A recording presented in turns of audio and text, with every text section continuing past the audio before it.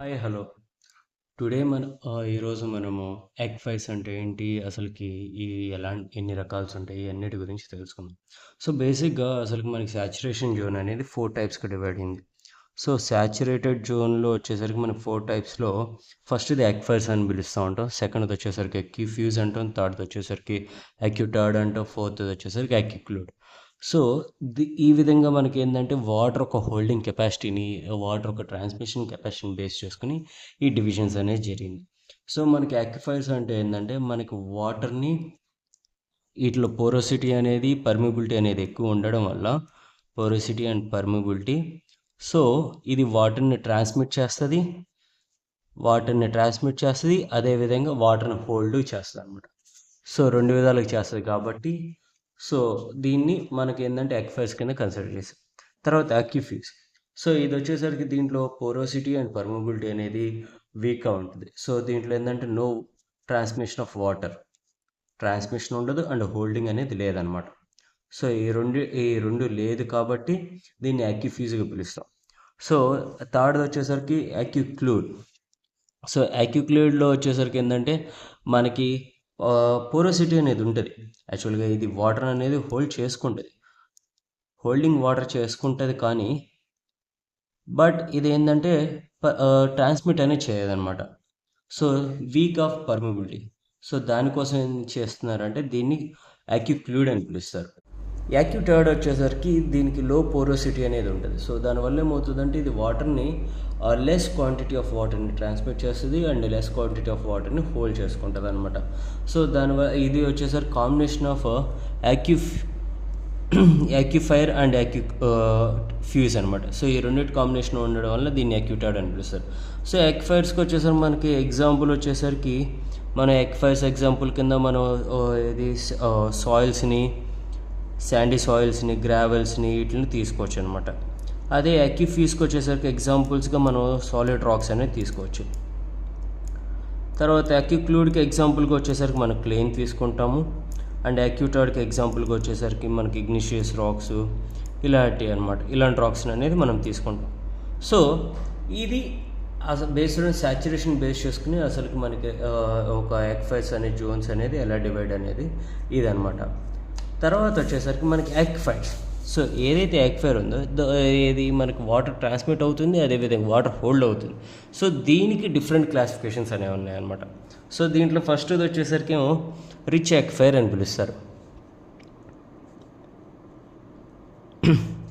Second వచ్చేసరికి అన్కన్ఫైన్డ్ యాక్విఫైర్.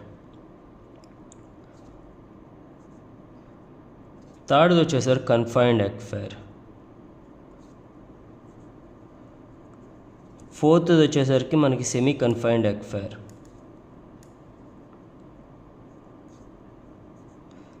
Fifth వచ్చేసరికి మనకి పర్ష్డ్ యాక్విఫైర్.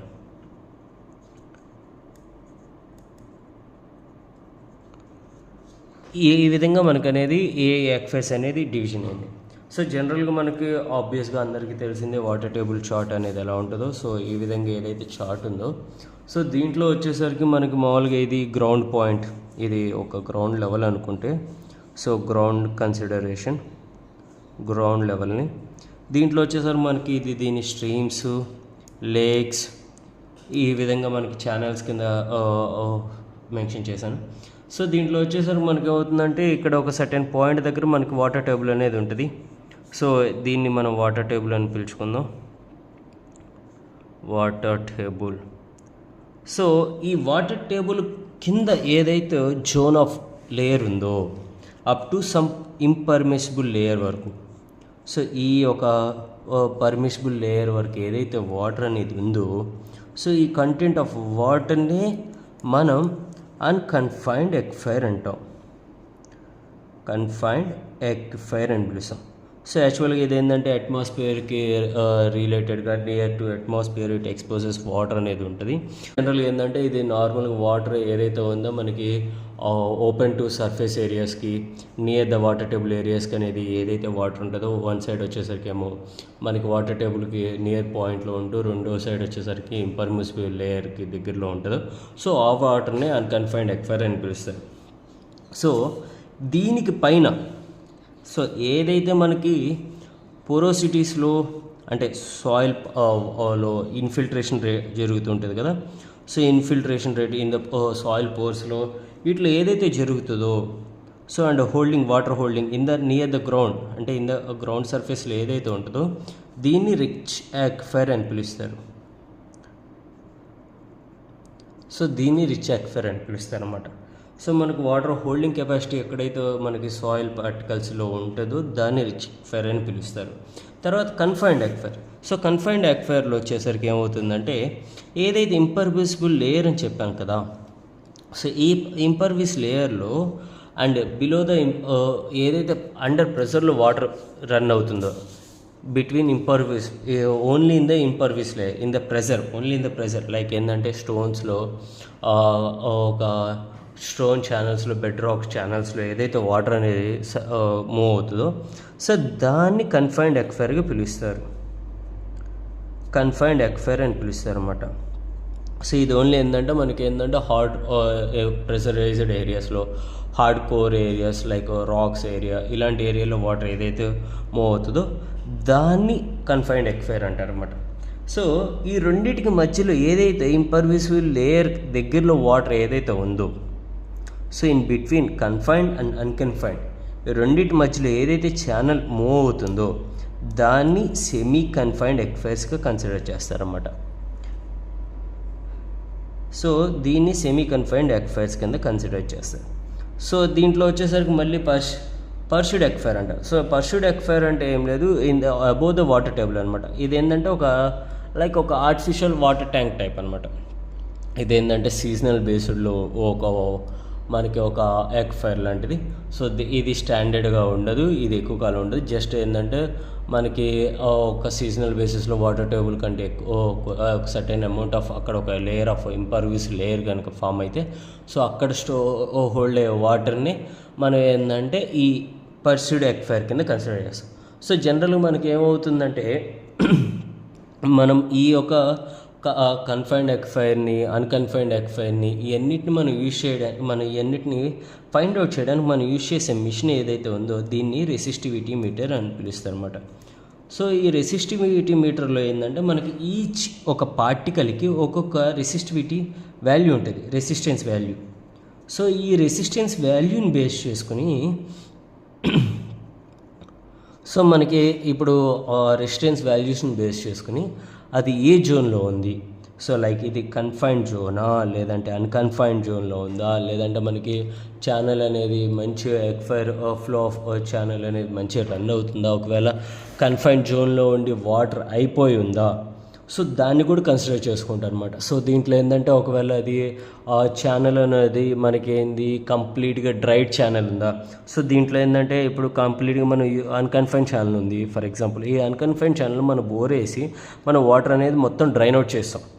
సో ఈ ఛానల్ ఇక్కడి నుంచి ఎంతవరకే ఉంది, సో దీనికి వాటర్ అనేది కంప్లీట్గా మనం డ్రైన్ అవుట్ చేస్తాం. సో ఇదేమవుతుంది, ఇది డ్రై ఛానల్ అయిపోద్ది ఇప్పుడు.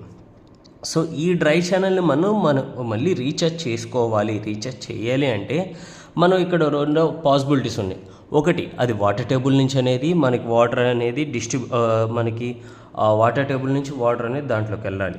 లేదా సెకండ్ పాయింట్ ఏంటంటే మనకి ఏదైతే ఈ డ్రై ఛానల్ ఉందో దీనికి ఒక ఎండ్ ఆల్రెడీ మనం డ్రైన్ అవుట్ చేయడానికి ఉపయోగించిన వెల్ ఉంటుంది కదా, సో దానికి వెల్ ఆర్ బోర్ పాయింట్ని, సో దానికి ఇంకో వైపున మనము ఏదైతే లోయెస్ట్ పీక్ పాయింట్ ఉందో లేదంటే హైయెస్ట్ పీక్ పాయింట్ ఉందో సో ఈ రెండింటిని బేస్ చేసుకుని ఒక పాయింట్లో మనం అనేది రెండోది డమ్మీ ఛానల్ అనేది క్రియేట్ చేస్తాం.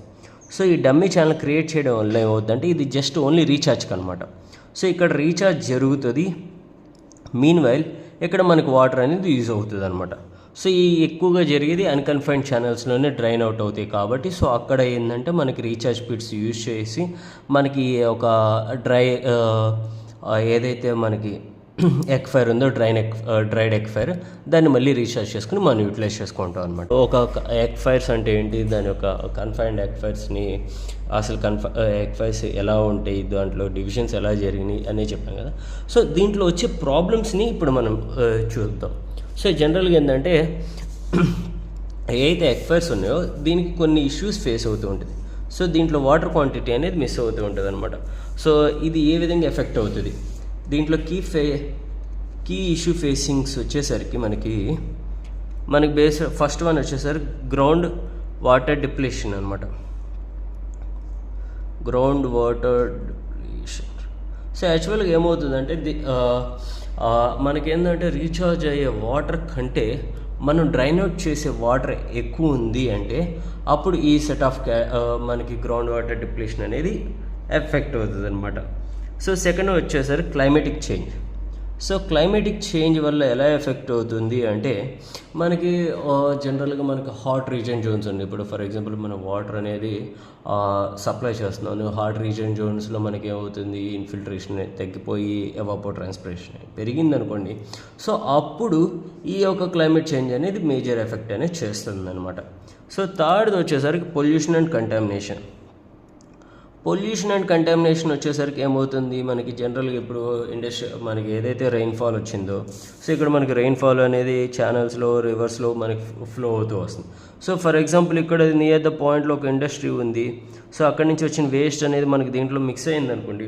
సో ఇదేమవుతుంది, ఒక సర్టెన్ పాయింట్ తర్వాత మనకి ఏమవుతుంది, ఇది ఇన్ఫిల్ట్రేషన్ అనేది జరగడం స్టార్ట్ అవుతుంది.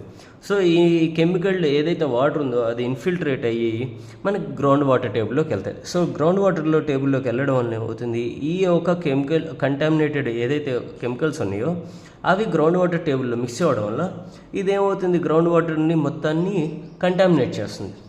సో ఈ వాటర్ అనేది మనకి యూజ్ చేయడానికి పనికి రాకుండా పోతుంది. సో ఈ విధంగా ఈ పాయింట్ అనేది మనకి పొల్యూషన్ అండ్ కంటామినేషన్ అనేది ఎఫెక్ట్ అవుతుంది. తర్వాత వచ్చేసరికి salt water intrusion. So salt water intrusion అంటే ఏంటంటే ఇప్పుడు మనకి జనరల్గా ఇదంతా ఇక్కడ మనకి గ్రౌండ్ పాయింట్స్లో జరుగుతూ ఉంటుంది. ఇక్కడ మనకి ఏంటంటే సీ బెడ్ అనేది ఉంది. సో సీ బెడ్లో మనకి ఏమవుతుంది, ఇక్కడ సీ బెడ్ అనేది వాటర్ అనేది సాల్ట్ వాటర్ అనేది ఉంటుంది. సో నీకు గ్రౌండ్ వాటర్ టేబుల్ అనేది మనకి సీ బెడ్కి నియర్ ద ప్యారలల్లో ఉండడం కానీ, లేదంటే it's near to ground water table అనేది నియర్ టు సీ బెడ్కి అనేది ఉంటే, సో ఏమవుతుందంటే ఇక్కడి నుంచి సాల్ట్ వాటర్ అనేది గ్రౌండ్ వాటర్ టేబుల్లోకి అది ఎంటర్ అవుతుంది. సో ఇది ఎంటర్ అవ్వడం వల్ల ఏమవుతుంది, మనకి ఏదైతే అన్కన్ఫైన్డ్ ఎక్వైర్స్ వాటర్ ఉందో, సాల్ట్ వాటర్ అనేది ఏదైతే ఫ్రెష్ వాటర్ ఉందో, సాల్ట్ వాటర్ వల్ల మనకి కంటామినేట్ అయిపోయి మనకి సాల్ట్ వాటర్ అనేది జరుగుతుంది. సో దీనివల్ల ఏమవుతుంది, ఈ ఎక్వైర్ అనేది ఎఫెక్ట్. ఈరోజు టాపిక్ సో ఎక్వైర్స్.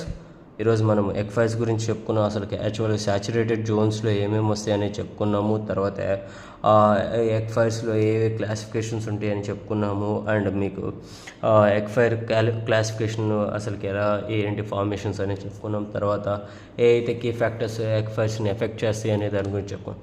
సో ఈరోజు టాపిక్లో మీకు ఏమన్నా డౌట్స్ ఉంటే కామెంట్ చేయండి.